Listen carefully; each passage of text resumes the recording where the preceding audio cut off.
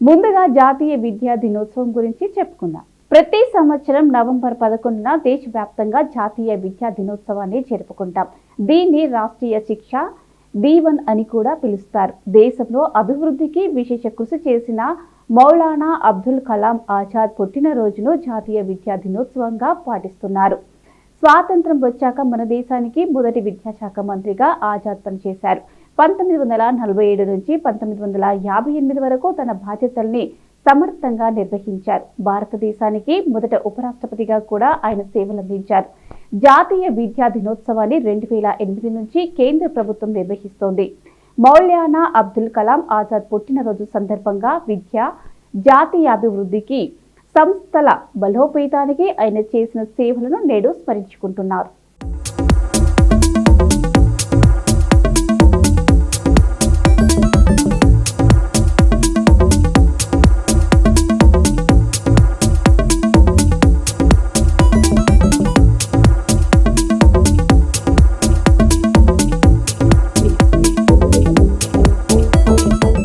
ఇక ఈ రోజు చదువు విలువ గురించి అవగాహన కల్పించడానికి ప్రత్యేక కార్యక్రమాలు నిర్వహిస్తారు.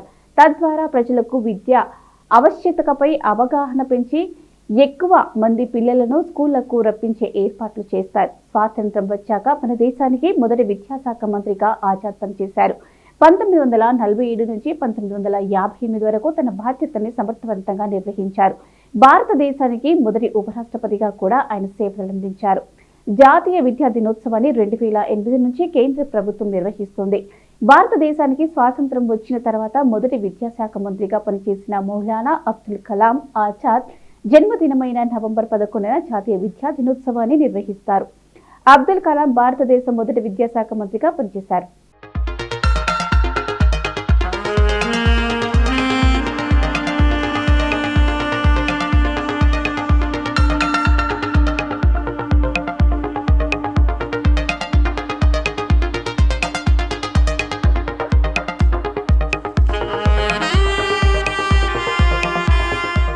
స్వాతంత్ర సమర యోధుడిగా భారత ప్రభుత్వ తొలి విద్యాశాఖ మంత్రిగా మౌలానా అబ్దుల్ కలాం ఆజాద్ పనిచేశారు.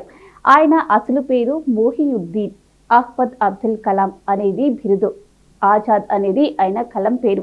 1888 నవంబర్ 11న మాల్కాలో ఆలియా బేగం ఖైరుద్దీన్ అహ్మద్ దంపతులకు అబ్దుల్ కలాం జన్మించారు. ఆయన Arabic, English, Urdu, Hindi, Persian, Bengali మొదలగు అనేక భాషల్లో ప్రావీణ్యుడు. మౌలానా ఆజాద్ భారత స్వాతంత్ర సంగ్రామంలో కీలక పాత్ర పోషించారు. గాంధీజీ ప్రారంభించిన సహాయ నిరాకరణ ఉద్యమాన్ని సమర్థించి 1920లో భారత జాతీయ కాంగ్రెస్లో ప్రవేశించారు.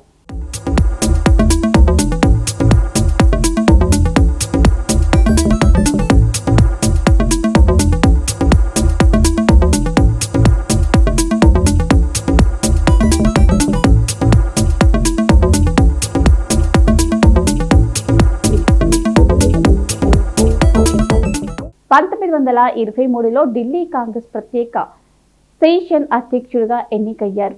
ఖిలాఫత్ ఉద్యమం, ఉప్పు సత్యాగ్రహం, క్విట్ ఇండియా ఉద్యమాల్లో పాల్గొని 10 సంవత్సరాల పాటు జైలు శిక్ష అనుభవించారు. స్వయంగా సాహితీవేత్త అయిన మౌలానా ఇండియా విన్స్ ఫ్రీడమ్ను రాశారు. స్వాతంత్రం అనంతరం ఏర్పడిన మొదటి ప్రభుత్వంలో సుదీర్ఘంగా 11 సంవత్సరాల పాటు విద్యాశాఖ మంత్రిగా పనిచేసి దేశంలో విద్యా సంస్కరణలకు విశిష్టమైన కృషి చేశారు. దేశంలో సమగ్ర విద్యా విధాన రూపకల్పనను పునాదులు వేశారు.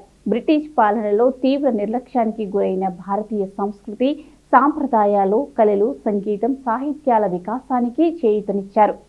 ఇక దేశానికి స్వాతంత్రం వచ్చిన తర్వాత 1948లో ప్రాథమిక ఉన్నత విద్యకు, 1952లో సెకండరీ విద్యకు ప్రత్యేక కమిషన్లు ఏర్పాటు చేశారు.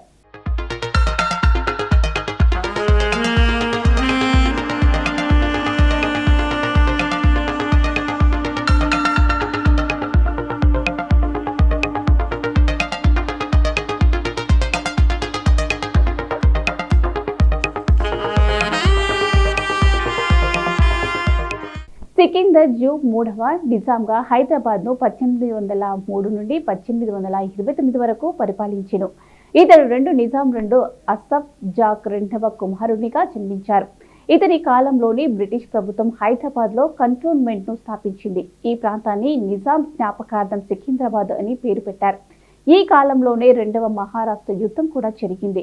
క్రీస్తు శకం 1804లో అజీం ఉల్ ఉమర్ మరణించడంతో బ్రిటిష్ వారి అభిష్టానుసారంగా మీర్ అలంను దివానుగా నియమించారు. హైదరాబాద్లోని మీర్ అలం చెరువు ఈతని పేరు మీద నిర్మించబడింది. క్రీస్తు శకం 1808 మీర్ అలం మరణించడంతో అతని అల్లుడైన మునీర్ ఉల్ ముల్క్ ను దివానుగా నిర్మించారు. సికిందర్ జా నవంబర్ 11, 1768 జన్మించారు.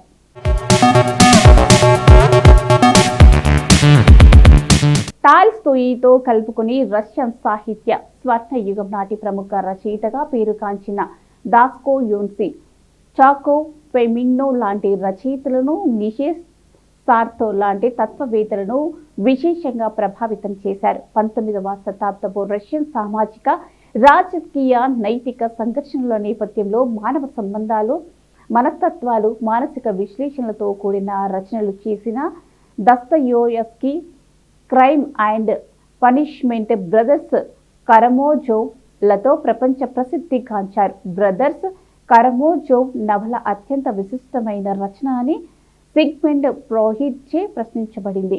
దాస్కోయోన్సి 1821 నవంబర్ 11న జన్మించారు.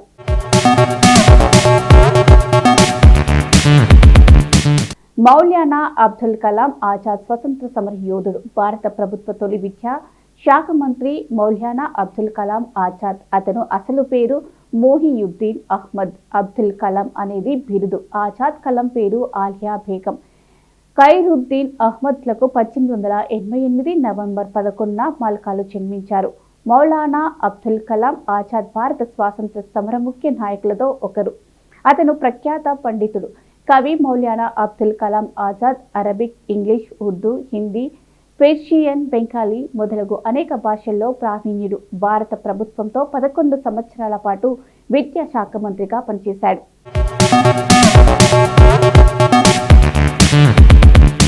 కమల్ రణదివి భారతదేశానికి చెందిన కణజీవి శాస్త్రవేత్త. ఈమె క్యాన్సర్, వైరల్ల మధ్య గల సంబంధాన్ని అధ్యయనం చేసి ప్రసిద్ధి పొందారు. ఈమె భారత మహిళా శాస్త్రవేత్తల సంఘానికి స్థాపకురాలు. ఈమె 1982లో పద్మభూషణ్ అవార్డును పొందారు. ఈ అవార్డు ఆమె లెప్రసీ రోగులపై చేసిన పరిశోధనలకు గాను పొందింది. 1960లో ఈమె భారతదేశంలో మొదటి టిష్యూ క్యాన్సర్ పరిశోధన ప్రయోగశాల బొంబాయిలో నెలకొల్పారు. ఈమె 1917 నవంబర్ 11న మహారాష్ట్రలో జన్మించారు. డాక్టర్ కమల బ్రెస్ట్ క్యాన్సర్ మీద యూరోపియన్ గ్రూప్ ఆఫ్ సైంటిస్టుతో కలిసి అధ్యయనం 1955లో చేశారు.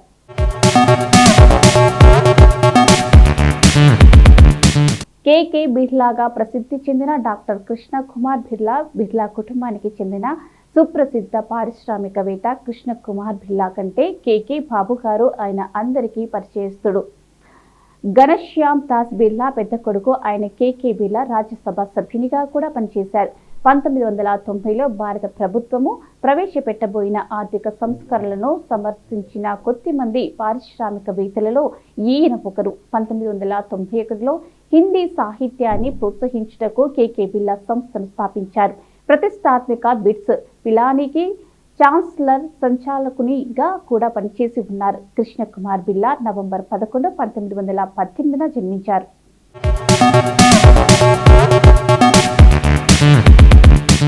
రఘుపతి ద్వారకానాథ్ దీక్షిత్ భారతీయ గాయకుడు, రికార్డు నిర్మాత, ఫిల్మ్ స్కోర్ కంపోజర్. ఆయన బహుభాషా జానపద సంగీత బ్యాండ్ అయిన రఘు దీక్షిత్ ప్రాజెక్టు అధ్యక్షుడు. భారతీయ సంగీత ప్రపంచంలోని వివిధ ప్రాంతాల శైలులు సమ్మేళనం కలిపి రఘు దీక్షిత్ సంగీతంలో ఉంటాయి.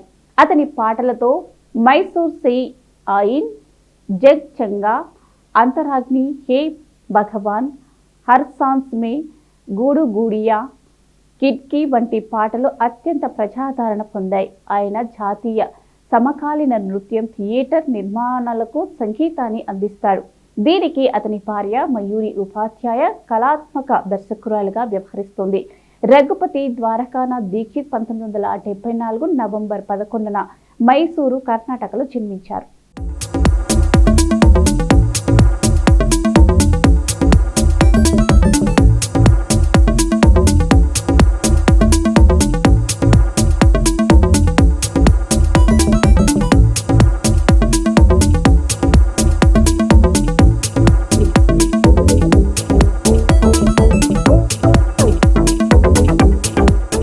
సో ఇదండి ఇవాల్టి best of the day episode. ఈ ఎపిసోడ్కి అనేది ఈ రోజుకి సంబంధించిన కొన్ని ఆసక్తికరమైన విషయాలు తెలుసుకోవడానికి ఉపయోగపడింది అని అనుకుంటూ మళ్ళీ రేపటి ఎపిసోడ్లో కలుద్దాం.